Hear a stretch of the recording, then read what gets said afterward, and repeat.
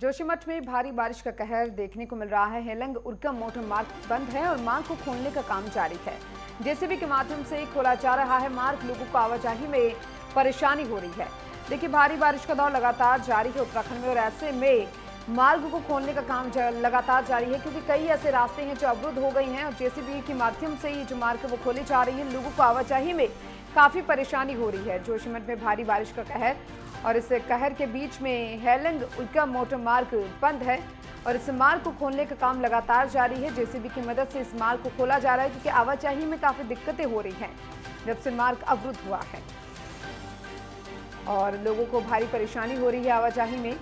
जो लोग इस रास्ते से आते जाते हैं उनको काफी दिक्कतों का सामना करना पड़ रहा है। हेलंग उर्गम मोटर मार्ग बंद है और मार्ग को खोलने का काम लगातार जारी है। देखिए, भारी बारिश के चलते जो कई मार्ग उत्तराखंड में जो बंद हो गए हैं, जिनको खोलने का काम लगातार जारी है, रास्ते जो है अवरुद्ध हो गए हैं और ऐसे में अब आवाजाही फिर से चालू करवाने के लिए इस मार्ग को खोला जा रहा है।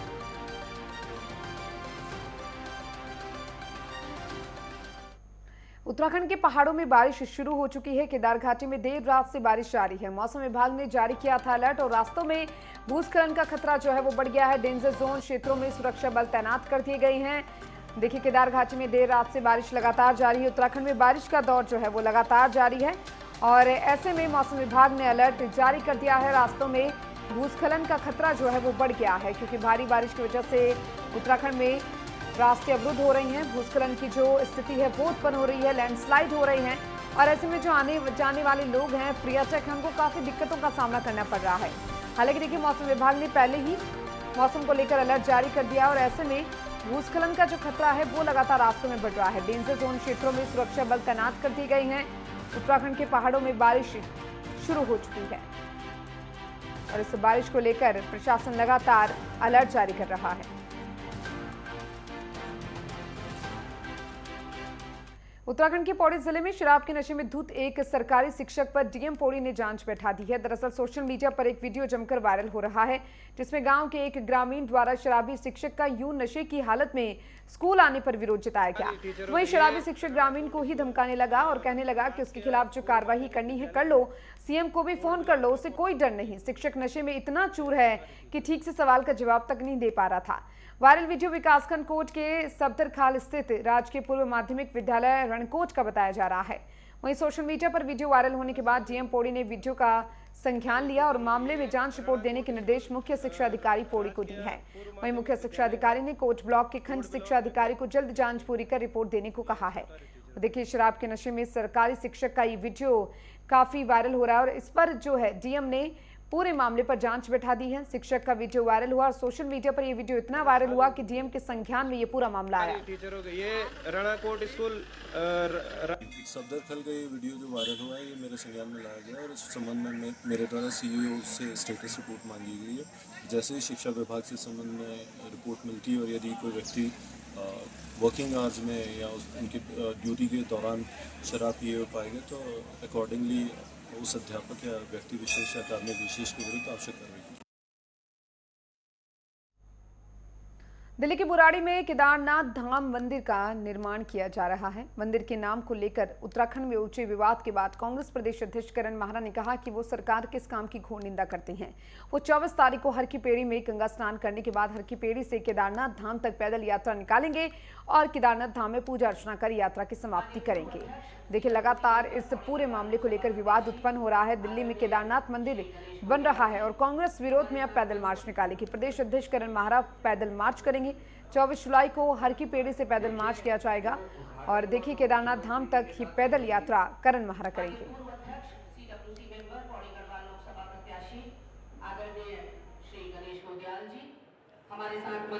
साथियों से भी निवेदन मैं कर रहा हूं और हम इसको हर की पैड़ी में स्नान के साथ 24 तारीख को शुरू करेंगे और ये पदयात्रा केदारनाथ मंदिर में पूजा अर्चना के साथ समाप्त होगी और ईश्वर से प्रार्थना करेंगे कि सबकी खुशहाली हो, सद्बुद्धि आए और जो धर्म के साथ खिलवाड़ कर रहे हैं, धर्म का राजनीतिक इस्तेमाल कर रहे हैं, उनको दंडित भगवान शिव करें। उत्तराखंड के अधिकांश जिलों में बरसात के समय क्षतिग्रस्त हुई पाइपलाइनों को पूर्ण रूप से ठीक कर दिया गया है। बारिश के कारण 52 पाइपलाइन क्षतिग्रस्त हो गई थी। उनमें से 48 पाइपलाइन को अस्थायी रूप से जोड़ दिया गया है। जल संस्थान की महाप्रबंधक नीलम गर्ग का कहना है कि उत्तराखंड में 38 परिचालन केंद्र हैं, जिसमें लोग अपनी शिकायत परिचालन केंद्रों पर कर सकते हैं। देखिए, जल संस्थान विभाग पूरी तरह से अलर्ट है और उसको देखते हुए अधिकांश जो पाइपों को लाइनों को ठीक कर दिया गया है और ऐसे में बारिश से 52 पाइपलाइन क्षतिग्रस्त हुई थी, जिसमें 48 पाइपलाइनों को अस्थायी रूप से ठीक कर दिया गया है। देखिए, विभाग की तरफ से मटेरियल रेडी रखा जाता है और हमारे 31 शाखाएं हैं पहाड़ों में, वहाँ पर हम एसडीपी पाइप भेज देते हैं, जिससे जो भी योजना क्षतिग्रस्त होती है उसको हम तुरंत ही 1 या 2 दिन में रिपेयर कर लेते हैं। तो अभी तक 52 योजनाएं क्षतिग्रस्त हुई, जिसमें से 48 रिपेयर कर ली गई हैं। जो योजनाएं क्षतिग्रस्त थी वो देहरादून में, पौड़ी, चमोली और अल्मोड़ा में क्षतिग्रस्त थी। तो अभी भी 4 योजनाएं रह गई हैं, जिसमें से 2 कुर्द्वार में है, खरका और दुर्गापुर, और अल्मोड़ा में लमगढ़ा ब्लॉक में है 2 योजनाएं, जो 2 दिन में चालू कर दी जाएंगी।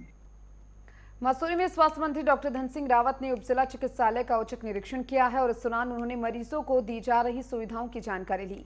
इस दौरान उन्होंने डॉक्टर और स्टाफ को मिलने वाली सुविधाओं की भी जानकारी ली। उन्होंने बताया कि उपजिला चिकित्सालय में सभी स्वास्थ्य सुविधाएं उपलब्ध करवाई जा रही हैं। यहाँ पर CT scan machine, x-ray, ultrasound लगातार किए जा रहे हैं। उन्होंने कहा कि अस्पताल में वार्ड बॉय और स्टाफ नियुक्त किए जा चुके हैं। चतुर्थ श्रेणी कर्मचारियों की नियुक्ति के लिए सीएमओ देहरादून को निर्देशित कर दिया गया है। अब देखिए, लगातार उपजिला चिकित्सालय का औचक निरीक्षण किया जा रहा है और ऐसे में स्वास्थ्य मंत्री डॉक्टर धन सिंह रावत पूरी तरह से अलर्ट नजर आ रही हैं। निरीक्षण उन्होंने किया, जायजा उन्होंने लिया कि किस तरीके से क्या कुछ व्यवस्थाएं मरीजों को दी जा रही है, सुविधाएं क्या कुछ मरीजों को दी जा रही है। इसके बारे में डॉक्टर धन सिंह रावत ने वहां पर सभी जो चिकित्सक थे उनसे बातचीत की और जो प्रशासन था, अस्पताल प्रशासन, उससे भी बातचीत करते हुए डॉक्टर धन सिंह रावत नजर आए। यहाँ पे डॉक्टर भी पर्याप्त मात्रा में हैं। अब स्टाफ नर्स भी हमने पूरे प्रदेश में 1500 स्टाफ नर्सों को भेजा है। अब टेक्नीशियन भी हमने सभी जगह भेज दिए हैं और यहाँ पे एक्सरे की मशीन भी है, सीटी स्कैन मशीन भी है, अल्ट्रासाउंड की मशीन भी है और डेंगू के लिए भी हमने हर जिला चिकित्सालय, उप जिला चिकित्सालय में अलग से वार्ड बना दिए हैं, ताकि अगर कोई भी मरीज आएगा तो उनके अलग से व्यवस्था हो जाए। यहाँ पे हमारे जो माननीय विधायक जी हैं और अब हमारे कैबिनेट मंत्री हैं गणेश जोशी जी, उन्होंने काफ़ी दिन से मुझसे आग्रह किया था कि यहाँ पे डॉक्टरों के लिए अलग से आवास बनने चाहिए, क्योंकि यहाँ पे पुराना हॉस्पिटल था अंग्रेज़ों के ज़माने का। तो उसके लिए मैंने आज सीएमओ को आदेश कर दिए हैं कि वो जल्दी मुझे प्रस्ताव भेजें, ताकि हम डॉक्टरों के लिए भी और स्टाफ नर्स के लिए भी आवास बना सकें। ऊखीमठ के तल्ला नागपुर की ग्राम पंचायत कुंडा दानकोट के रहने वाले 11 साल के हार्दिक बर्तवाल का एथलेटिक्स वर्ग में चयन हुआ। वो देहरादून के महाराणा प्रताप स्पोर्ट्स कॉलेज में दाखिला लेंगे। हार्दिक बर्तवाल के चयन से परिजनों और ग्रामीणों के साथ ही इलाके में खुशी की लहर है। जनप्रतिनिधियों और ग्रामीणों ने हार्दिक बर्तवाल की सफलता पर उन्हें बधाई दी और कहा कि हार्दिक बर्तवाल की सफलता से तल्ला नागपुर क्षेत्र गौरव महसूस कर रहा है। वहीं हार्दिक बर्तवाल ने अपनी सफलता का श्रेय अपने माता पिता और गुरुजनों को दिया है।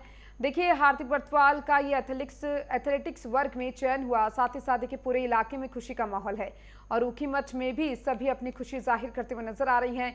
अब महाराणा प्रताप स्पोर्ट्स कॉलेज में हार्दिक दाखिला लेगा और हार्दिक बर्तवाल के चयन से परिवार में खुशी की लहर है। जनप्रतिनिधियों ने हार्दिक बर्तवाल को एथलेटिक्स में चयन होने पर बधाई दी है।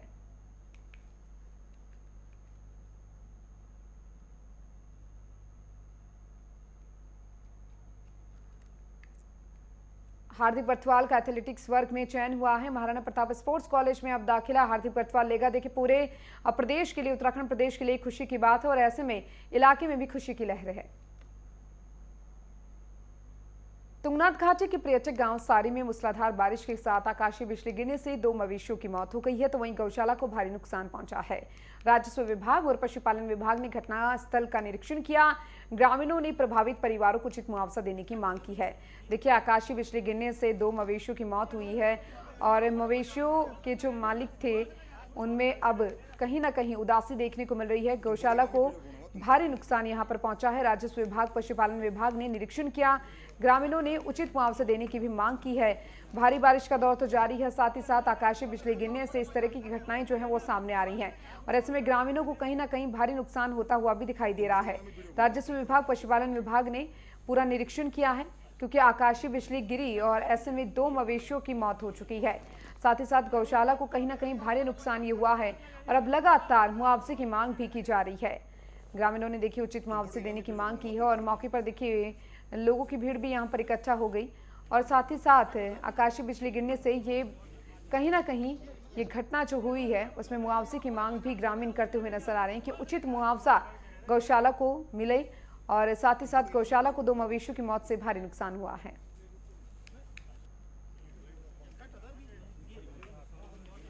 देखिए आकाशीय बिजली गिरने से 2 मवेशियों की मौत हो गई है। गौशाला को भारी नुकसान यहां पर पहुंचा है। ऊखीमठ से खबर आपको बता रहे हैं। साथ ही ग्रामीणों ने उचित मुआवजा दिए जाने की भी बात अपनी रखी है।